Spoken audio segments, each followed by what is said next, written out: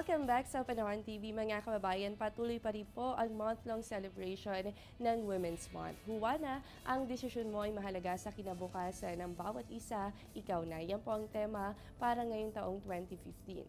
Nagsimulang bigyang halaga mga babae ng ipaglaban ng ilang grupo ang issue ng mababang pagpapasweldo, kawalan po ng sapat na proteksyon at ang hindi makatarungang kondisyon ng kanilang trabaho. Idineklara ang unang linggo ng Marso bilang Women's Week.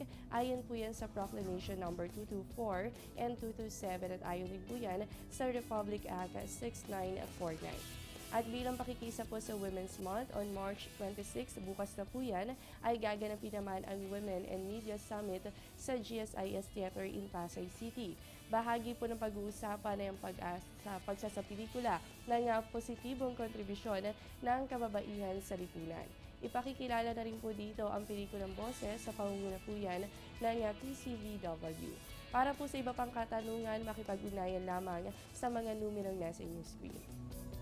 At hindi lamang sa Manila ramdam ang Women's Month dahil sa Baguio City ang Baguio City po noon ay nakikisa rin dito. Sa katunayan, from March 1 to 31 ay meron pong free pap smear and 1 visual inspection sa mga district health centers.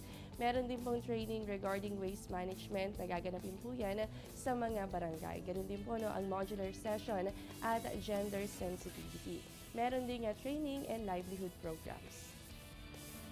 So sa mga kababayan po natin na nasa Baguio, narito naman po inaasahan nating lagay ng panahon sa mga susunod na oras. Ayon po sa Pag-asa, posible po kayo makaranas ng mga mahihinang pag-ulan ngayong araw po yan ng Miyerkules.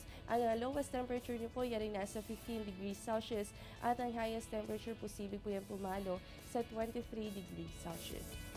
At mga kababayan, hitik po talaga sa activity ang buwan ng Marso, lalo na ngayon dahil 3 araw na lamang po gaganapin na ang Earth Hour. Inaanyayahan po ang lahat na makiisa sa malawakang pag-off o yung pagpatay ng ilaw for 1 hour.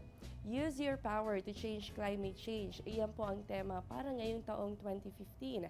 At sa pangunguna ng WWF Global Environmental Movement, nagsimula ang idea ng Earth Hour.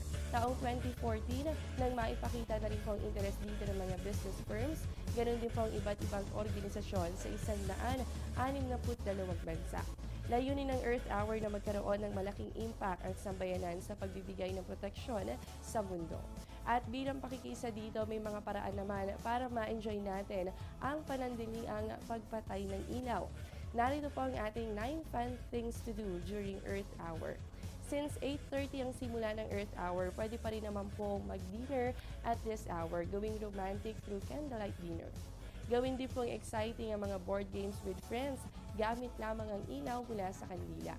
Pwede rin po kayo mag-stargazing since makikita natin ang liwanag ng mga bituin dahil patay po lahat ng ilaw sa ating paligid. Or have a nighttime city walk o di kaya naman po ay nighttime bike ride. Stay fit and healthy during Earth Hour by doing yoga or exercise. Mas nakaka-relax po ito dahil liwanag lamang ng kandila ang available. At kung kayo naman po ay mahilig sa music, pwede pa rin naman with your barkada, pumili na lamang ng mga instrumento na hindi na kinakailangan ng kuryente. Or read a bedtime story lalo na sa mga bata na papatulog na at this hour. Kung problema nyo naman ang ilaw, pwede naman po mga light switch widget from your iPad or iPhones. So yan po mga different activities na pwede natin gawin during Earth Hour. At kaugnay pa rin po dito, magdaraos naman ng switch-off event sa QZ Memorial Circle. Sa mga nais dumalo, narito pa ang ilan sa mga guidelines mula sa pamunuan ng event. 4:30 ng hapon magsisimula mga booth activities at ang mismong programa ay alas 7:30 naman ng gabi. Available naman po ang mga parking slots sa mga magdadala ng sasakyan at isa sa mga highlights ng event ay ang glow-in-the-dark Zumba. Maaari kayong dumalo, magdala lamang ng bright color sporty attire.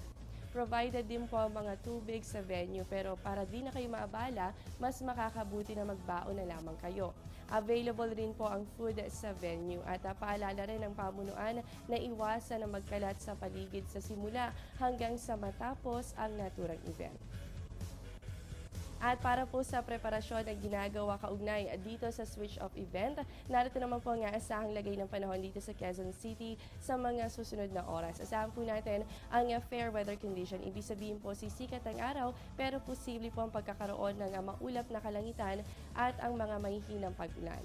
Ang lowest temperature po natin ay nasa 24 degrees Celsius at ang highest temperature po natin posible naman yung pumalo sa 31 degrees Celsius. Huwag po kayong aalis, magbabalik pa ang Panahon TV matapos ang ilang paalala.